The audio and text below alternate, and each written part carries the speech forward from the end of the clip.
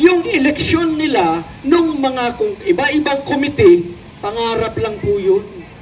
Practice.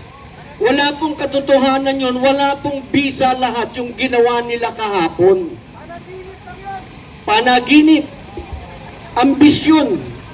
Practice. Ika nga mainis, matalo. So lahat ng mga ibang komite, wala yun. Lalong-lalo na yung Blue Ribbon Committee ng ambisyon ni Erwin Tulfo na pamunuan.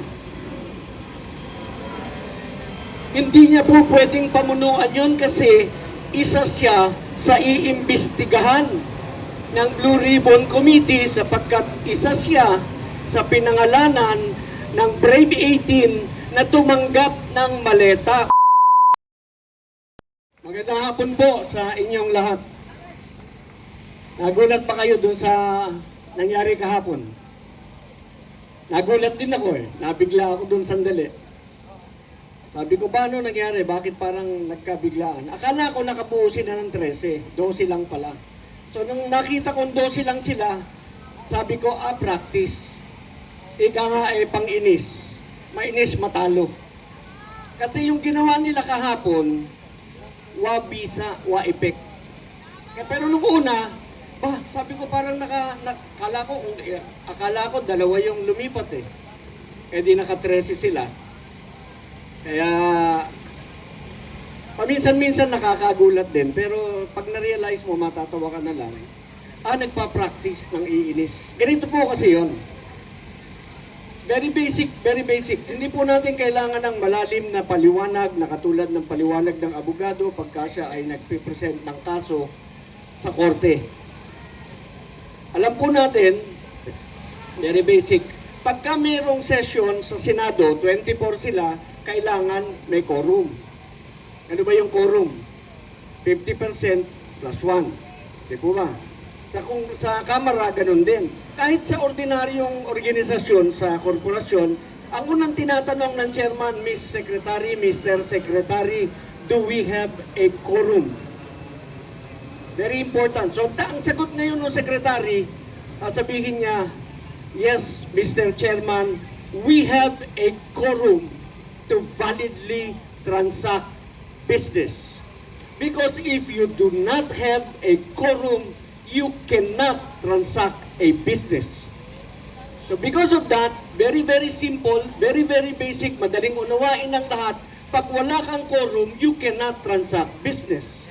Kung wala kang 13, hindi ka pwedeng mag-declare ng any position vacant. And therefore, yung eleksyon nila nung mga iba-ibang komite, pangarap lang po yun. Practice. Wala pong katotohanan yun, wala pong bisa lahat yung ginawa nila kahapon. Panaginip. Ambisyon. Practice. Ika nga mainis, matalo. Yan.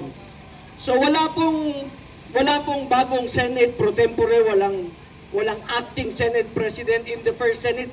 In the first place, there is no such monkey in our Constitution and in the rules of the Senate called acting Senate President. Wala po yun. Palagi pong merong Senate President. Hindi po yun nawawala, wala pong pwedeng mag-acting.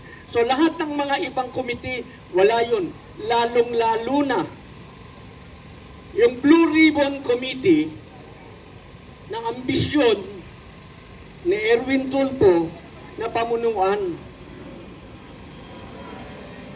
Hindi niya po pwedeng pamunuan yun kasi isa siya sa iimbestigahan ng Blue Ribbon Committee sapagkat isa siya sa pinangalanan ng Brave 18 na tumanggap ng maleta. Una muna, ang tinanggap ni Erwin, sabi ng mga Marines, paper bag. Yung paper bag na pagka maraming laman ay napipigtas. Yun. Ang laman daw noon between 7 to 10 million. Yung paper bag. Okay? So, tuwing matatapos yung session nila sa Kongreso, may pupuntahan silang opisina, paglabas nyo, may hawak na paper bag. Okay? Pero sabi ng Marines, hindi naman noon lang nangyari kasi nag-deliver din kami ng maleta sa bahay ni Erwin Tulfo. 2 beses. Nung una, nag-deliver kami 2 maleta. Nung pangalawang beses, 6 na maleta. Okay? O tapos ngayon, gusto mong ikaw ang mamumuno no mag-iimbestiga sa mga magnanakaw? Hindi pwede yun. Hindi pwede yun, kasali siya. Si Tito Soto. Kasi yung maleta, large, medium, small. Pagka large, 70 million daw ang laman. Pagka medium, nasa 48 million to 50 million. Yung small, hindi ko na matandaan. Basta hindi isang maletang large lang ang dinala sa opisina ni Tito Soto diyan sa Rojas Boulevard. Kung ikaw ay tumanggap, paano ka makakaboto? Hindi ka kasali sa botohan. You have to abstain. And so therefore, you have no voice. Actually, hindi ka na dapat nagdadadada sa Senado. Mahiya naman kayo. O, di ba? Nadinig nyo na ba yun? Mahiya naman kayo. Meron akong nilabas na video para lamang ipaliwanag sa taong bayan. Huwag ninyong indahin yung Blue Ribbon Committee na pamumunuan daw ni Maleta Boy. Maleta Boy, tawag ko sa kanya dati si Ben Dalo. Di ba? Pangalan niya Ben, ang apelido niya Dalo, kaya si Ben Dalo. Ngayon, si Ben Dalo, Maleta Boy, Erwin Tulfo, hindi ka po pwedeng mamuno dahil ikaw ay isa sa iimbestigahan. Yung mga taga-senado, yung mga pulis, nadidinig ninyo, kanino kayo kakampi? Ang sinumpaan ninyo, konstitusyon, saligang batas, huwag protektahan ninyo. Anong proteksyon ang ibibigay ninyo kung papanig kayo sa mga magnanakaw? Yes. Diba? Paano nyo igagalangan sa saligang batas ang inyong sinumpaan? To serve and protect the Philippine Constitution. So help me God. Nakakampi ka sa magnanakaw.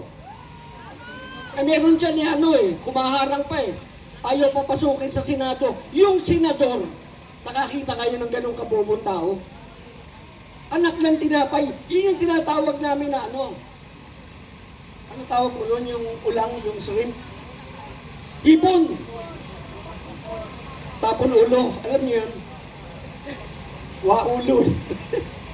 Anyway, yun lang po sa akin paalala, huwag po ninyong indahin yung naging halalan kahapon dahil wapo lahat. Lahat po yun walang bisa.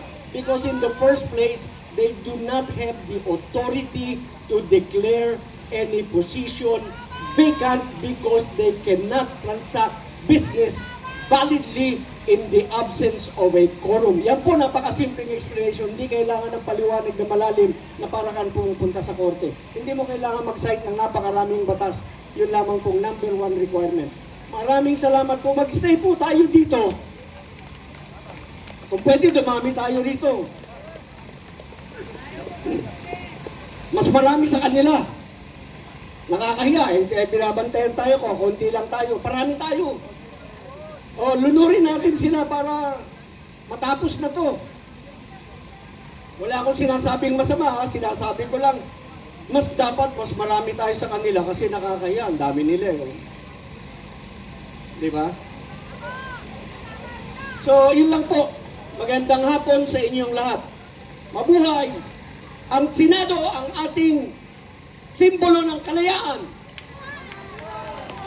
Maraming salamat, Retired Brigadier General and Attorney Vir Garcia.